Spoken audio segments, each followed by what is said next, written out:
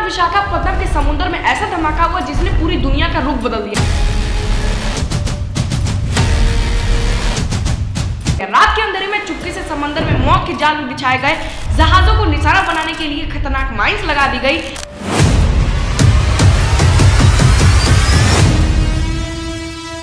नकली कैंप बनाए गए और कोड नाम रखा गया C2P।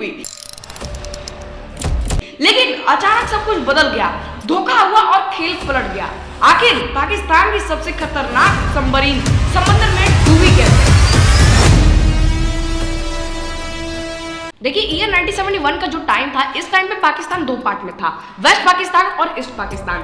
और ये जो ईस्ट पाकिस्तान था यानी आज का बांग्लादेश, यहाँ के लोग इनकी वेस्ट पाकिस्तान को लीडरशिप जो इनके साथ लैंग्वेज वगैरह को लेके भेदभाव कर रही थी, उसके खिलाफ ये सड़कों पर आ गए और प्रोटेस्ट कर रहे थे।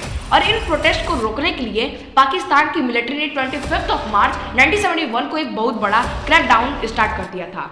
ईस्ट पाकिस्तान के अंदर मास में मर्डर हो रहे थे। 25 मार्च को जब ये क्रैकडाउन शुरू हुआ तो ईस्ट पाकिस्तान के बॉर्डर पे लोग इंडिया के अंदर घुसने लगे। और ये जो लोग इंडिया के अंदर घुस रहे थे, ये नंबर कम नहीं था। डेली 500 से ज्यादा रिफ्यूजी इंडिया में घुसने लगे थे। जगह जगह पे इंडिया को रिफ्यूजिंग कैंप तक बनाने पड़ रहे थे और बहुत ही कम टाइम के अंदर ये जो रिफ्यूजिंग का नंबर था 90 लाख तक पहुंच गया। अब देखिए, सुनने में ये तो बहुत छोटी सी चीज लग रही थी, लेकिन इसका बहुत बड़ा इम्पैक्ट हो रहा था।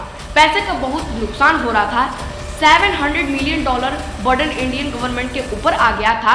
सेंट्रल गवर्नमेंट के बजट का 4% इसी चीज को संभालने में लग जा रहा था और बॉर्डर ये बहुत लंबा था, तो इसको रोकने भी बहुत मुश्किल था। लेकिन रिफ्यूजिंग का जो नंबर थे वो बहुत तेजी से डे बाय डे बढ़ रहे थे।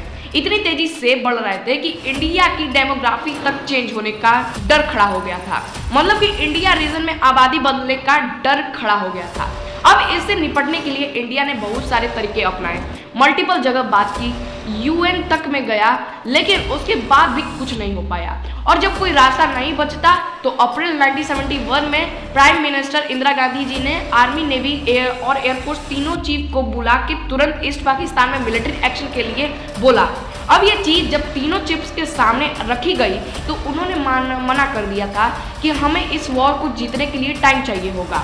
अगर ये वॉर हम अप्रैल 1971 की जगह दिसंबर 1971 में करेंगे तो श्योर शॉर्ट विक्ट्री होगी और डैमेज भी कम होगा और फिर ये सारी चीज़ें डिस्कवर्स हो जाएंगी।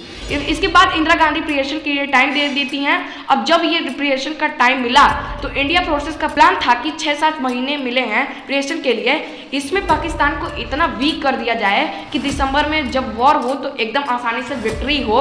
तो अगर आप यह मैप पर देखोगे तो पाकिस्तान की जो मिलिट्री जो वेस्ट पाकिस्तान से ईस्ट पाकिस्तान पहुंच रही थी, उसके पहुंचने के दो ही तरीके थे, एक एयर रूट था, दूसरे सी रूट था।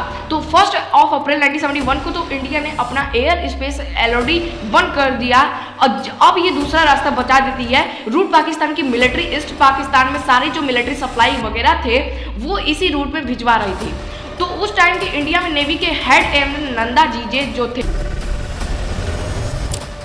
वो ये चाहते थे कि कैसे भी करके इस सी रूट को भी बंद कर दिया जाए, ताकि यहाँ से भी अगर हथियार वगैरह नहीं जाएंगे तो पाकिस्तान की मिलिट्री की सप्लाई लाइन वगैरह बंद हो जाएगी। तो इस पाकिस्तान ऐसे ही चारों तरफ एविडेंस हो जाएंगे।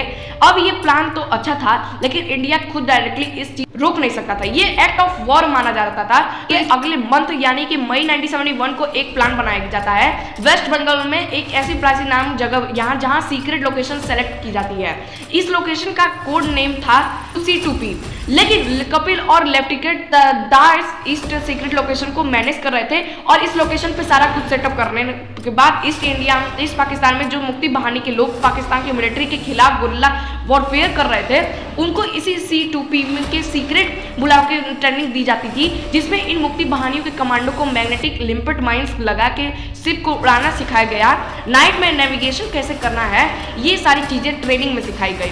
प्लान सिंपल था, यह लोग खुद डायरेक्ट इन्वॉल्व होने की बजाय मुक्ति बाहिनी के ये जो कमांडो थे इसको डायरेक्ट ट्रेंड करेंगे और ये कमांडो रात में जाकर अंडर वाटर स्विम करके जाएंगे और पाकिस्तान जो सी रूट ईस्ट पाकिस्तान पहुंचा रहा था इन शिप्स पर के पास जाएंगे, उनके नीचे मैग्नेटिक लिम्पिट माइंस लगा के वापस आ जाएंगे और जब एक के बाद एक पाकिस्तान शिप्स उड़ने लगेंगे तो अपने आप ये जो रूट पाकिस्तान के लिए ब्लॉक होने लगा। जिससे पाकिस्तान की जो मिलिट्री वेसल्स वगैरह भेजने की जो सप्लाई लाइन है इस पाकिस्तान के अंदर वो डिसरप्ट हो जाएगी। इतिहास में कई ऐसी घटनाएं होती हैं जहां सच पूरी तरह सामने कभी नहीं आता। PNS गाजी की कहानी भी उन्हीं में से एक है, जहां जीत तो दिखाई देती है लेकिन उसके पीछे छुपा सच आज भी सवालों में है। अगर आप ऐसी हिडन पावरफुल स्टोरी जानना चाहते हैं तो इस चैनल को सब्सक्राइब करें, क्योंकि यहाँ हम सिर्फ कहानी नहीं बताते हैं, हम उसके पीछे की छुपी सच्चाइयों को समझते हैं और लाते हैं आपके सामने। जय हिंद, जय भारत।